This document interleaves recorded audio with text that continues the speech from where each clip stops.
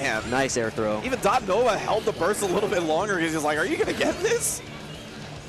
That was crazy. Nice air throw again. What's up everyone, Malik here. Today I want to make a video, basically an air throw guide for older Guilty Gears. A lot of this is going to be focused primarily on like Exert, plus R, whichever you play. If you play Reload, it's probably relevant there too. Not as much for Strive, but it will teach you a lot of the basics of how air throws do work, so keep that in mind. But in total, I'm going to be basically addressing things that are focused for Exert or plus R or whatever. So air throwing, it's basically the best anti-air you have in Guilty Gear. Basically instant, and the reason why it's so strong is because when you jump, you actually have an invisible extended throw hurt box underneath you. So like probably in this situation, it's like at like, it goes all the way down to like Soul's chest level. So if I jump an air throw at the close enough distance, I will almost certainly always air throw him as long as I am close enough. So the rule of thumb is always keep in mind how close they are, and remember that they always have an extended hurt box. If you've ever been like, oh, I feel like I got air thrown from like a mile away and I got vacuumed in, that is precisely why. It is intended. The reason why it's in the game is because it is designed to make it so jumping, even though there are a lot of moves that are very powerful and you can't anti-air them directly with like say a 6P or a 5K or whatever button you use as an anti-air, it's very likely that you would be able to air throw them. In almost every circumstance, you will be able to air throw every air move. Of course, like when it comes to actually doing it, it's a little hard, but we're gonna ignore that.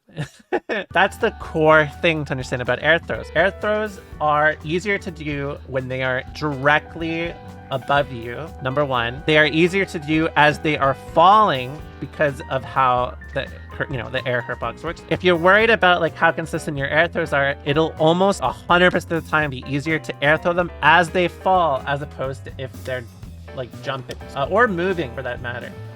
Typically what I would do is basically let them run, like basically let them go through the extent of their movement. Once it's done, and you can see in this situation, if Kai has space, I wait until he's run past me. He starts falling, I start running, and then I air throw him as he's falling. In that sort of situation, there's not much you can do besides delay, stall, if you have a move like that. But if you don't, you're kind of fucked. That hurt box is the biggest thing to understanding why this is so effective. Because if you, let's say, try to air throw as you jump with them, you may press jump H too early or whatever. Of course, you still can air throw them like that, but the room for error is a lot greater as they rise, as opposed to if they're falling. Typically, you should always wait for them to fall. And of course, if they're in the air, they're gonna have to fall eventually. They can't stall in the air forever. Obviously, some characters are better at dealing with like scrambles from it. Like, I mean, Soul, obviously, one of the best at it. But for example, if you're playing someone like Potemkin, you don't really want that like to rise up with jump H out of nowhere and potentially whip. So what you can do is you can also use air throw S's. I'm gonna tell you right now, I haven't used these in about like 6 years because Soul doesn't really need to use it with jump H, right?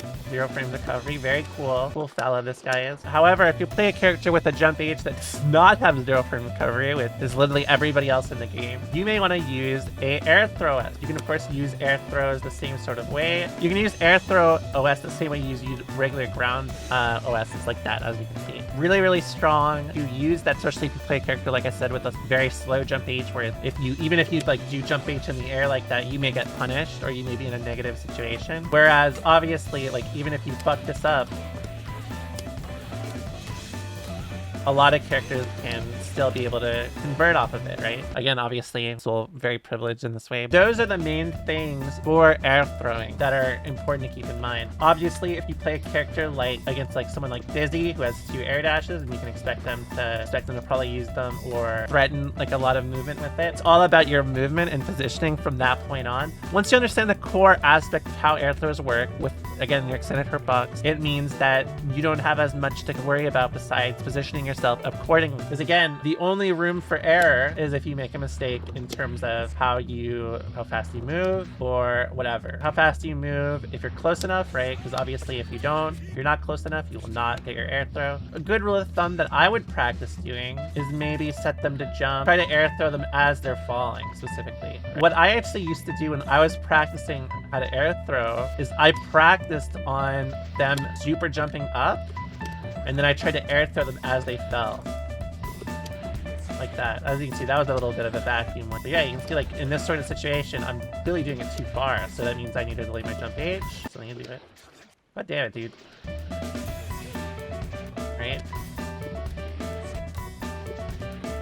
See, like that was another vacuum. You can really notice it when you're running into them to air throw. And of course, if you're going to do an OS, remember you want to make it a habit to end up on 6 or 4. Typically when I do this as Soul, or if you're a character that can get away with using jump H, I almost always use 4H, because if they press a button into you and maybe you didn't press the button yet, it won't be as bad. But of course, that's coming from a position of privilege of Soul. Though a lot of characters still do benefit, or if you have an ability to convert into like a positive situation or even reset to neutral, you will want to use it off of a jump H like that. And sometimes if that's okay, just using jump 4H is okay. That's basically it. Thanks a lot for watching, and I hope this helped your air throws and how to kind of approach them.